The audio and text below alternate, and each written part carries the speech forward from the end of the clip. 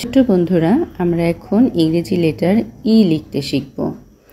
প্রথমে আমি লিখলাম ক্যাপিটাল ই, এরপরে স্মল ই, এরপর আমি কার্সিভে তোমাদের ই লিখে দেখাচ্ছি। এটা হচ্ছে ক্যাপিটাল, এটা হচ্ছে কার্সিভের small e. E for elephant. তো আমি প্রথমে ব্লক লেটারে এলিফ্যান্ট লিখে দেখাচ্ছি। E L E PHANT, elephant. তোমরা ব্লক লেটারে যখন লিখবে তখন লেখাগুলো একদম স্ট্রেট রাখার চেষ্টা করবে এবং যেটা যতটুকু ঘরে যাবে ঘরটা ফিল আপ করে লিখবে, তাহলে লেখা দেখতে সুন্দর লাগবে।